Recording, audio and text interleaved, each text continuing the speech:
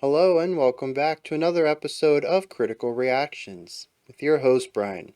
We're going to wrap up today with a special selection, which is where one of you tell me exactly what it is I need to check out. Today's comes at us from Marcus. Band Downfall of Nur, track The Golden Age. Thanks that you take your time, even if it's not the genre you like. Why do I get a feeling it's going to be black metal? I don't see a black metal logo on the front here though, so I'm kind of hopeful.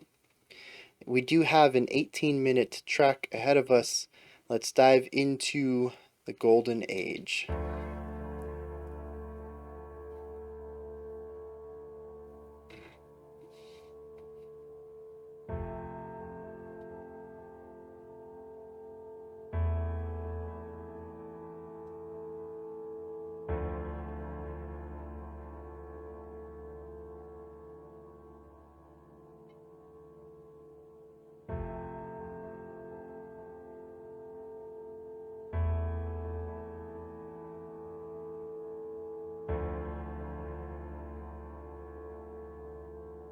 It's a lot of pain already.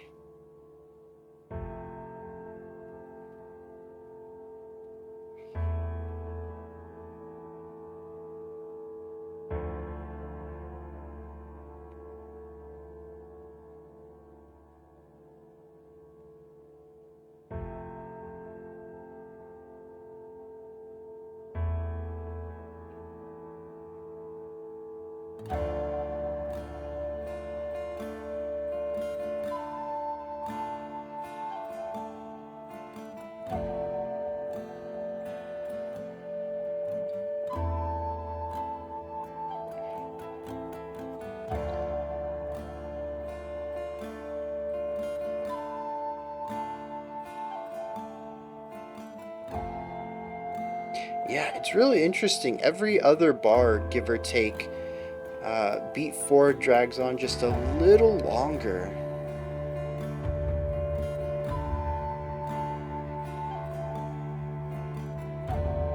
See, it was just a little bit behind my bringing it down there on 1.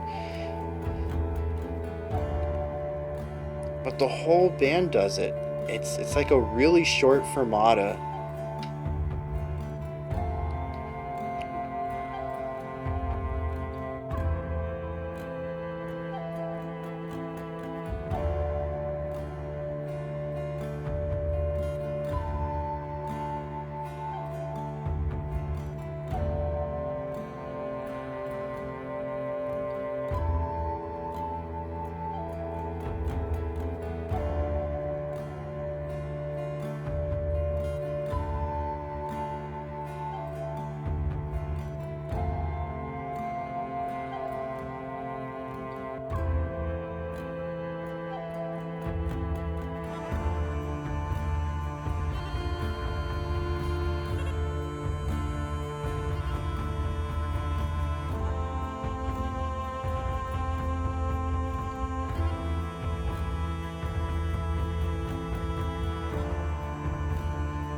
I think the patience is what I'm most enthralled with at the moment.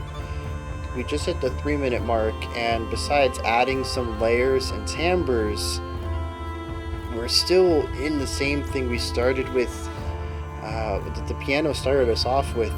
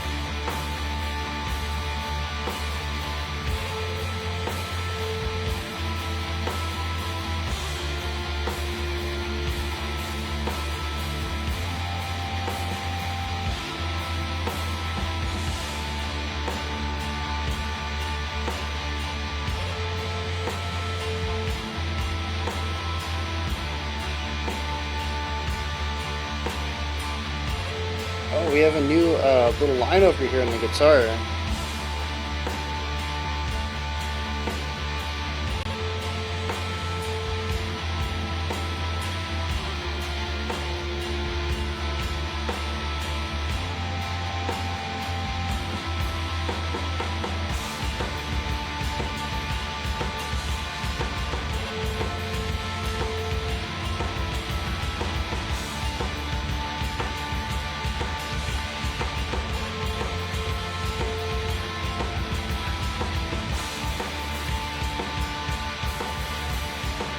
Okay.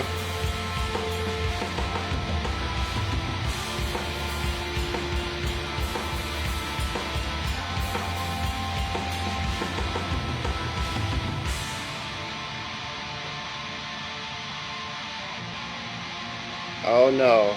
Oh no. This is black metal guitar work.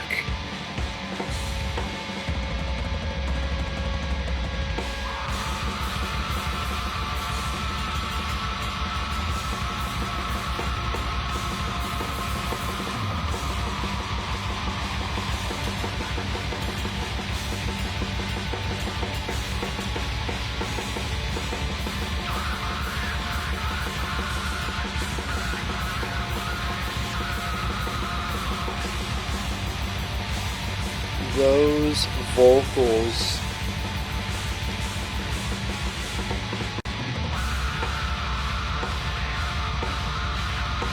That might be some of the lowest fidelity vocal work I've heard in a black metal track. Or maybe just as a ratio compared to the rest of the music.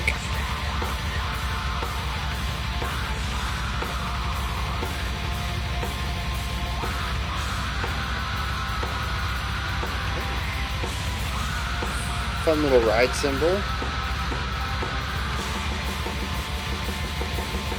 Really tight rolls on that cymbal, actually. I'm trying to imagine how that'd be played.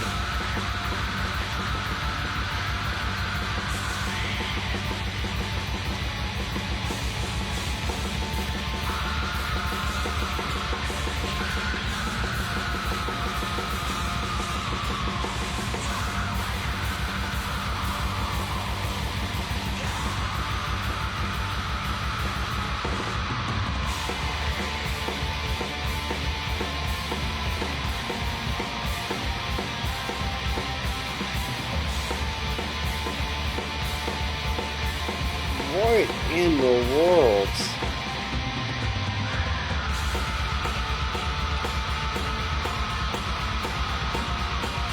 Okay. At least the drummer's trying to put things back together now. It almost fell apart there. That was some gnarly polyrhythm.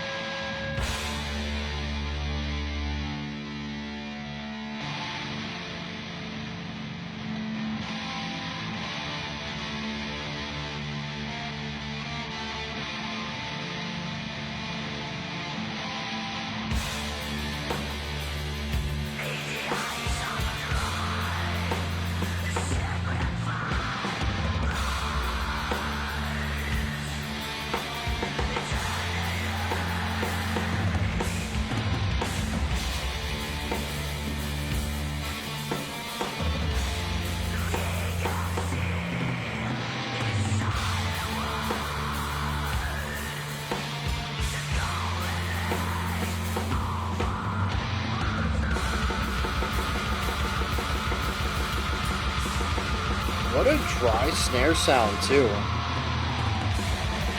That is the most hollow, thuddiest snare we've heard in a long time.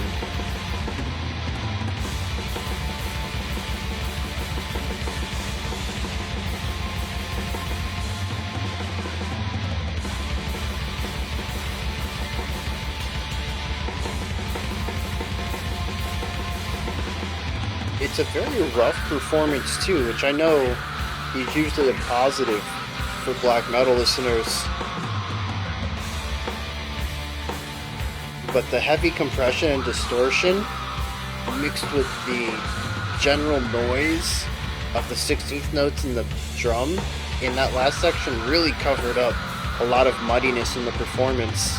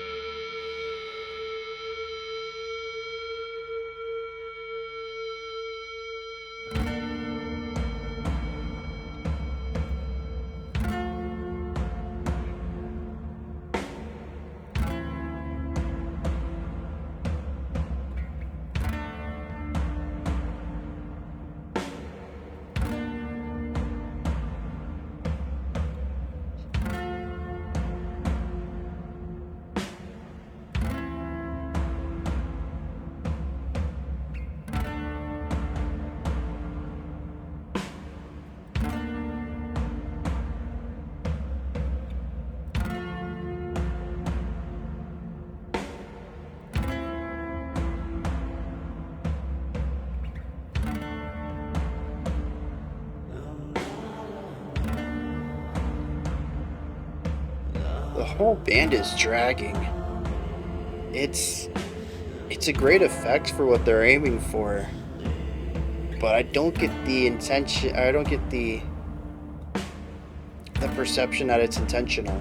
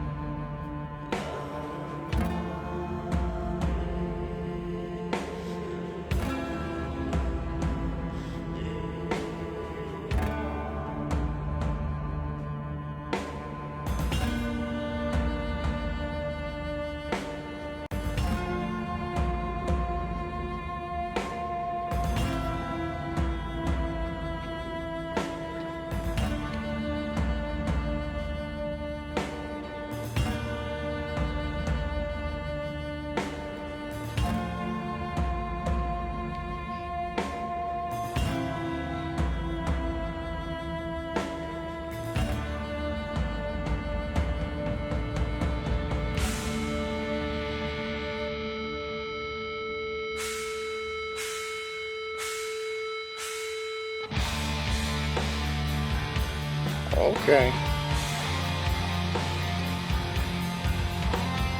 I was expecting more of the thrashy stuff. I can do this though.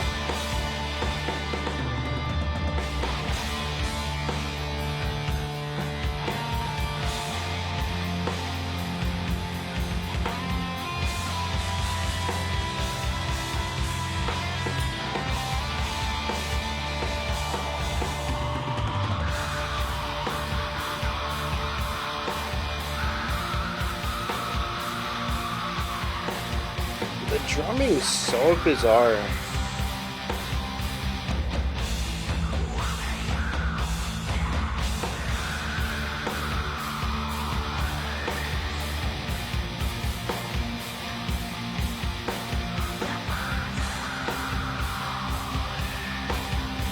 I will definitely talk about the drumming later. It is.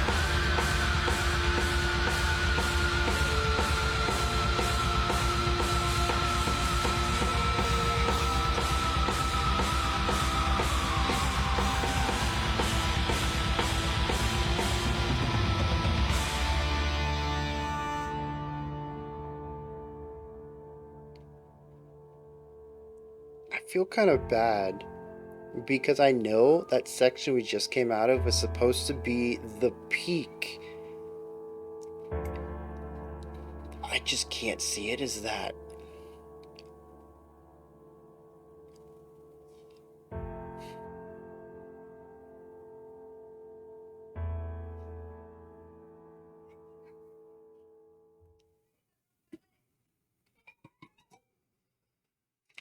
Oh man, this is fascinating. I'm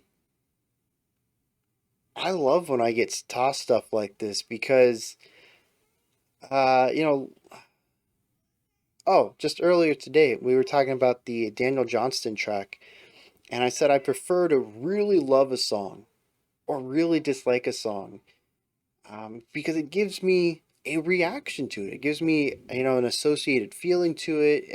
It gives me something to talk about, and the more I talk about something, the more I'll remember it. For something to just be okay kind of dooms it to being forgotten, at least for me, not music wide in general, but something really needs to click with me positively or negatively if it wants to be remembered. And this song has clicked with me negatively. I'm not going to say it's a bad song. You guys know that's not what I do here. I just have a lot of hurdles to jump over in order to get any sort of enjoyment out of this, and thus I got zero enjoyment out of this on a first listen. Now that could change. I know it's ahead of me. I know it's coming. I have a better understanding of this song. I have an understanding of this song versus have never heard it before. I had no idea what I was going in for. And those expectations will allow me to have a better second experience if I chose to listen to it again. But first time listen, this was an exceptionally rough experience for me. So let's get into some of that. First of all, I do want to give some praise though. This group has patience. They have so much patience. I'm envious of it. I can barely stick with a single idea for more than 16 bars before I'm moving on. And to me, that's a slow burn. I've added 8 layers in there. A new layer every 2 bars. My mind just doesn't work like that. Even more so isn't just the listening process, but it's the composition process. Depending on how you're writing your music, which, given a lot of rock and metal, I'm going to assume that not much is written down. You record a riff, and then you play something next to it or on top of it, or you play the next riff. And so you end up listening to a lot of the riff over and over and over and over again. And so for a track like this, where a single riff is listened for 5 minutes in the entirety of the track itself, there's going to be hours upon hours upon hours of hearing this. And at least for me, during that process, I would want to get away from it. And I think that's one reason why I tend to write shorter sections and why I have a hard time sticking with an idea for a while is because after 3 days of listening to this one idea, because I'm still building on top of it, I'm done. I'm scrapping it, I'm cutting it, I'm condensing this from, the 60 bars I might have down to 16, and we're going to the next idea because I'm done with it. Um, and so that's really, there's something to the restraint and the patience here, both to sit within some of these sections for 5 minutes long without changing chord progression. That is probably a full day, maybe multiple days worth of work of composition of hearing this one chord progression over and over and over and just saying the end product will be worth it. It's just like I said, I have a bit of envy for that. Um, that I don't know, like I said, envy. That's what I've got. Now, on the idea of sticking with something for a while, aside from the metal middle and a little bit of our metal ending, a lot of this track is just slow tempo, slow burn. And there's a lot of sections, such as the beginning with the random fermatas, that I still find fascinating, that there seemed to be an inconsistency to a pattern. I couldn't find an idea like every 8 bars. We have this little mini fermata. That just didn't exist. Sometimes it was sometimes we had 2 bars back to back with it. The fact the whole band was in on it makes no sense to me. The only thing I can read is that it was intentional, and the type of memorization needed for that is just bonkers. What it probably is they recorded something first, and whatever that instrument was is the click track. Everything is recorded against it. That's the only thing that makes sense to me, which makes uh live renditions of this interesting. I bet the opening 5 minutes of this live are different every time. I bet they're different from the studio recording. That's my guess on this, and it's informed by some stuff in the middle, in the black metal section, which also has a lot of inconsistencies time-wise. And then in the end of the track, when we had our second slow section, there was just a ton of dragging in it. And here's an interesting concept, right? When you look at a work of art, and you might say this work of art speaks to the metaphor of life, and it informs me of the writer's philosophy on life and death, and this specific item or color is a motif for this concept of life. And then the artist comes out and says, nah, bro, I just wrote a book.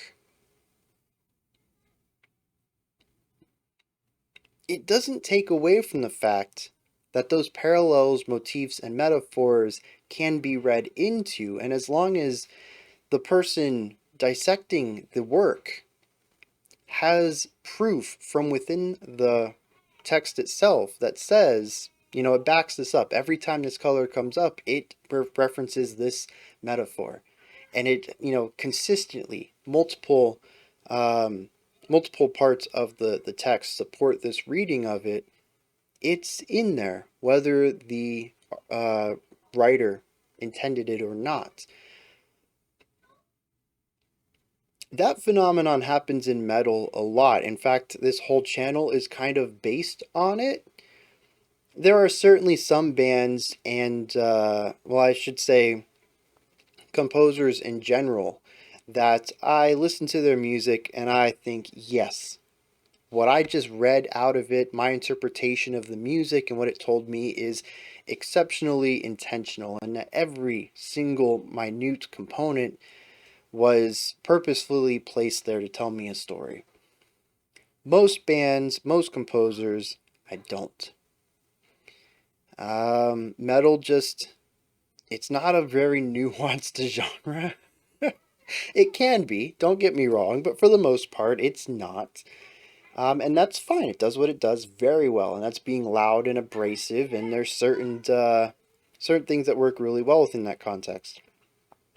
What happens here, though, is the band is constantly dragging here at the end of the track in our second slow section. And what dragging is it's playing behind the beat. So if you picture a metronome, tick, tick, tick, tick, it would tick and then they would play. So they're not playing as fast as the tempo is. They're playing slightly behind it. It's not always as a group, but sometimes it is. And sometimes people are further behind than others. And it drags the song down. It feels like it's slowing down, especially if you have the click track or a metronome playing against it and it's constantly behind and it feels like it's just dragging on. And that's where the term comes from. But it works really well in context. That section coming off of our black metal moment, the tempo shift down is already going to feel like it's dragging, and they give it just that extra oomph by being a couple of BPMs lower than the metronome. Every once in a while, it feels like the song is dragging even more, despite already being a section that feels like it's dragging in contrast to our original speed. It's phenomenal. Was it intentional? I don't think so. Given all of the timing discrepancies throughout this track, it feels like just another component of their sloppy playing. But it works exceptional here. It is an unintended component of the song that amplifies its artistic value. Much like the writer who didn't intend to use metaphor or motif, but their work is elevated because somebody found it, they, I don't think, intended to utilize these momentary fermatas throughout here, but because they did, it elevates this section's emotional value, its artistic value. And I find that a lot in metal, where it tends to be a bit more of I don't want to say surface level, but it's less nuanced of a genre. And sometimes I can find these little nuances, and I don't think they're intentional, but it does elevate the work. And that's one of the things I am really happy about a metal community revolving around me. I didn't start in metal. You guys have really, pushed the channel in that direction. But one of the cool things I found throughout this journey is that metal is sort of dismissed for just being this loud, angry music. And yeah, as a whole, it kind of is, but there's a lot of nuance to it that there just haven't been any critics to dig in and find, whether intentional or not. And while I do think on the whole, or at least the majority, even if that majority is just 51% of the music, I think it mostly is unintentional, but it is there, ready to be discovered to elevate the genre as a whole. It just hasn't been discovered yet because a lot of people dismiss the genre. So like I said, I'm really happy that while I didn't intend to go this path, I did. We're discovering a lot of really cool things, and this is one of those moments. I really think it is a lack of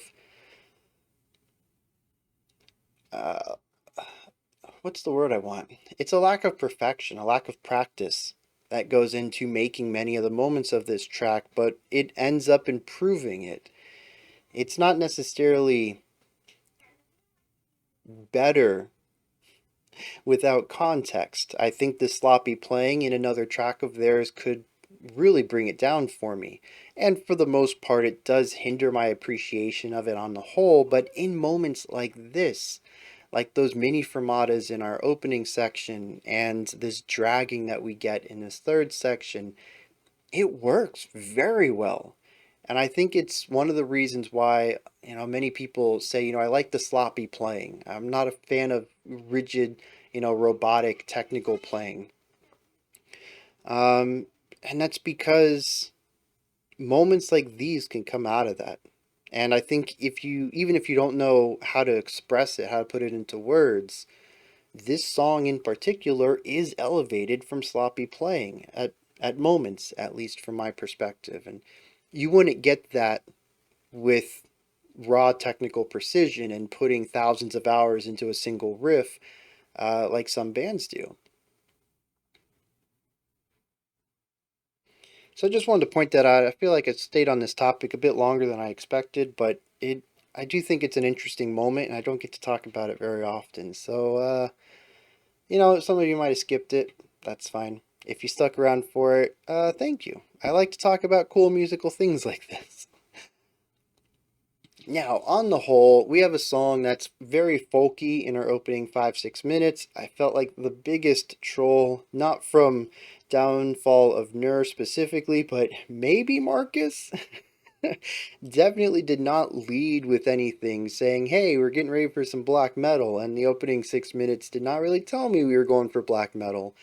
We had a little bit of that sludgy, kind of aggressive hard rock thing going on. It was definitely more metally than hard rock, but it was a nice little groove there. When the guitars first got introduced.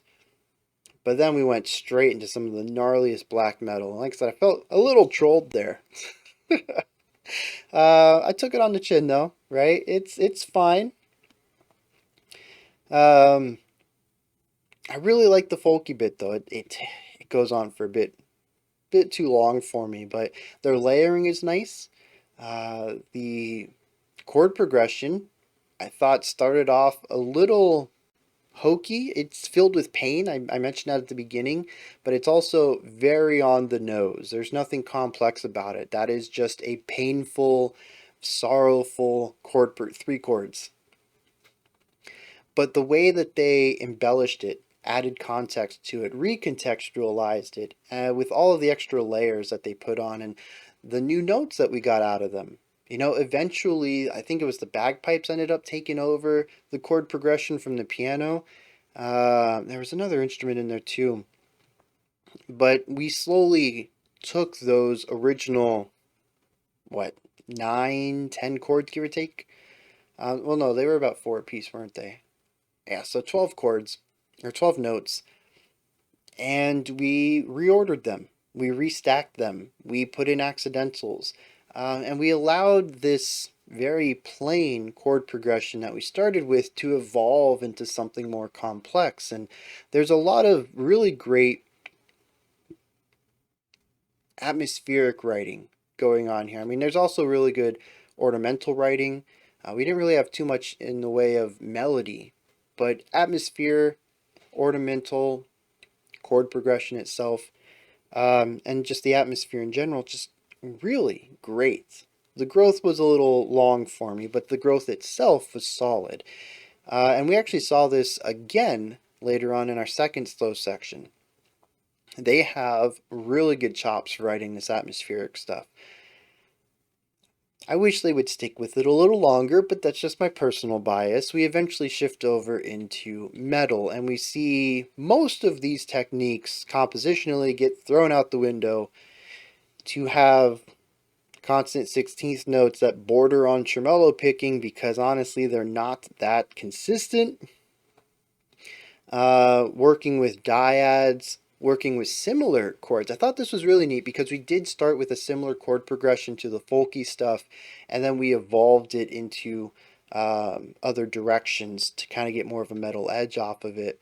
So there was more chordal exploration, which is pretty typical for black metal. Is one of those genres that I think explores really neat chords just in general and keys that we don't hear too often in metal. The vocals were something stuffed way into the mix and just very nasally and pointed and shrill, really high pitched stuff. This was, like I mentioned, some of the lowest five vocal work we have heard on the channel. Nothing could be made out other than sounds. I could tell when the vocals were turned on, so to speak, when they were producing sounds. But syllables, changes in pitch, even when they changed mouth shapes, like I got none of that information out of it. It was just static, shrill noise in the background that was either on or off. Which, like I said, was kind of weird because while there is a general compression and low fineness to everything else, there's a clarity to the drums, and the guitar pitches at least could be heard. Overall, I would not say this was a lo-fi track. Mid-fi at best, probably, leaning towards higher fidelity. It's a rather clear black metal song, comparative to most black metal, but the vocals were some of the lowest fi stuff I've heard. Very interesting decision there. Through this, though, we get some really bonkers drum work. You see, I already mentioned the guitars are fairly loose with their playing. Their 16th notes are not exceptionally rigid. There's a lot of fluctuation to how each beat gets subdivided into four attacks, which is a unique concept. Time doesn't really fluctuate, but it does in this track. But the drums, unlike the static nature of everything else, the guitars can stay on a four chord phrase for several bars. Our opening idea was like 6 minutes long and didn't really vary too far from that original chord progression. The drums refused to do anything longer than 4 bars, 8 bars tops. And so we get a lot of variety in the drum work that honestly pushes this towards the avant-garde. It is bonkers how many wild polyrhythmic ideas are going on in here, and I will tell you, you probably heard it in there. Polyrhythmic ideas and loose timing is it's a match of some sort. Not made in heaven, that's for sure. Um, there were some of the roughest polyrhythmic ideas, drum fills, phrase enders, and transitions that I have ever heard. That the song almost fell apart several times. I have no idea how they got everybody back on beat one at a couple of these points. The drums, I don't even know. And here's the thing, too, is that rarely did I think the drums made sense with what was being played around it. In the quieter sections, the two slower sections, two folk sections, I think it was more restrained and did well, but the second time started to bring in some more of this chaotic energy, and everybody else is real chill, really feeling the vibe, and the drummer's like syncopated 16th notes on the hi-hat. We'll do random snare hits. The bass kick will eventually, sometimes do 16th notes and sometimes do nothing at all. Everybody else is chill, but I'm losing it over here. And it's just this concept happens all throughout the track, where the drummer does some really cool things in isolation. Like the drummer is phenomenal. It could be tightened up a little bit with the timing, but the ideas that the drummer have are very, very cool.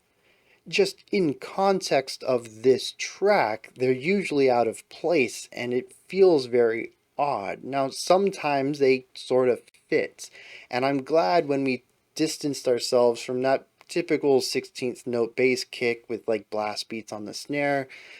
There were some really interesting ride cymbal rhythms going on in here. But sometimes we would shift over to like a punk rock thing even just straight punk at one time.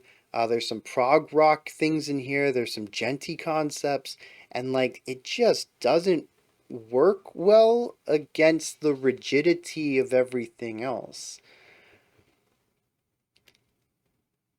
And it almost feels like, you guys seen the memes when you're overqualified for the job, that kind of thing. And that's what this feels like. But like usually when you're overqualified for a job, you also understand the moments of restraint. You understand what the job calls for and how to work within those constraints.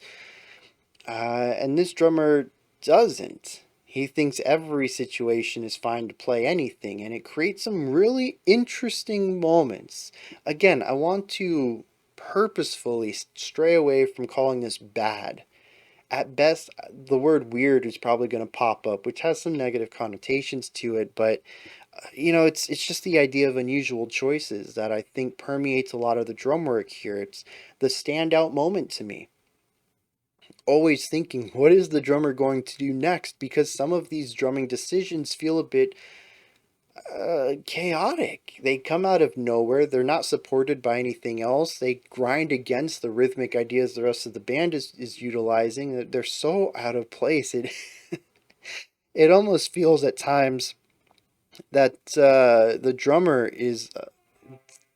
It almost feels like they think they're doing a free jazz gig. They can play pretty much whatever they want, and the rest of the band is just wanting to make some folkish black metal. It does elevate the band and helps them stand out amongst other black metal bands. The production does that as well. The guitar work feels on par for what I would, for what I would expect with black metals. Nothing too unique going on there. The drum work, though, man, if I ever hear anything else like this, I'll be snapped right. Oh, Downfall of Nur's drummer. He must be doing this one. that's, that's immediately what I'm going to think because it's just such a unique angle to go about writing drum patterns. I mean, so many of my facepalm moments or astonishment is the drummer coming up with an idea that just makes no sense and somehow forces it in there, and it kind of works, but it really feels like the song wants to fall apart. What does the song tell me? And I had a lot of hurdles with understanding this one, so it didn't really say much to me. It has some really somber, slow burn sections that feel like somebody, something, someone is in pain. Um,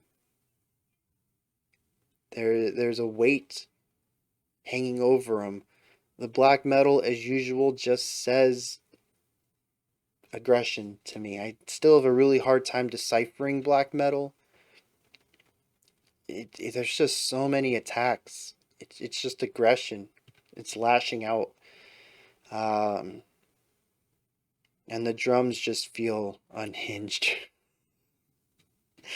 And that's it. It's somber melancholy aggression, somber melancholy aggression, somber melancholy exit. So I'm really curious what the lyrics have to say, though. I don't think there were a lot of them. I'll be surprised if this is a rather lengthy set of lyrics. Yeah, not a lot of these. 5 stanzas long. It speaks of a ritual in the forest by a bunch of druids. Definitely works well with the folk music angle, and black metal loves to sing about pagan ritual too, so I guess it kind of works in there. Though I don't know if druidic stuff is necessarily under the pagan umbrella. I could be a bit wrong there. You guys let me know. Anyway, so this ritual is to bring in the new king, which just a little bit late, well, the end of the song, the last bit of lyrics, speaks about the arrival of invaders, and thousands of sons of Nur will give their lives to defend the great sacred, temple. Well, it says temples, but just the sacred land here. So there's a war going on. It seems that the king either died just before it or maybe died during it. They're bringing in a new king and gearing up to fight this war. And that's what it is. That's the whole song. So there's a little bit of sorrow in here, but not the type, I mean, bringing a new king also means the death of an old king, and maybe that's probably a negative thing. It really depends on circumstances. I have no understanding of who the old king was. Maybe they needed to die. Maybe they were assassinated by the people, you know? So I don't know. I don't really see anything directly in here. Maybe context of other works, maybe the track before it would help with that, but the sorrow and pain in our opening doesn't really ring true in here at all.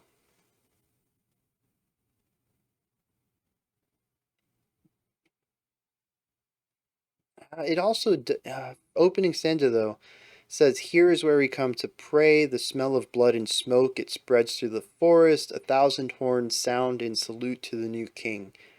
It's possible that the old king was killed in combat, in which case there would be a somber element to that, and it fits there. But, I mean, most of these lyrics are not sung over the folk section, they're sung over the black metal, which is just aggression to me. The words themselves are mostly peaceful. There might be an anger to them, but the language itself is not angry.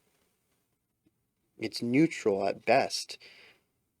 It just, I don't know, man. Just another hurdle I have with this, and it's not like it's unique to Downfall of Nur. This is a problem in general I have with black metal, and it's one of the reasons I have a tough time connecting with it. Is that the themes of the music and the themes of the lyrics rarely match up, even going so far to say that the words are usually not said in a way that connect themselves very well either. As here, the vocal delivery is just this shrill, unintelligible shrieking. And the words themselves, the language here doesn't really match that. And the division there really makes it difficult for me to connect with it. I don't know. I just like a little bit more emotional consistency in my music. And I think that's always going to be a hurdle I have with black metal. And it's probably why avant garde black metal tends to work better for me, where the music can still be noisy and chaotic, but um, done so in ways and with vocal delivery that match what's being said.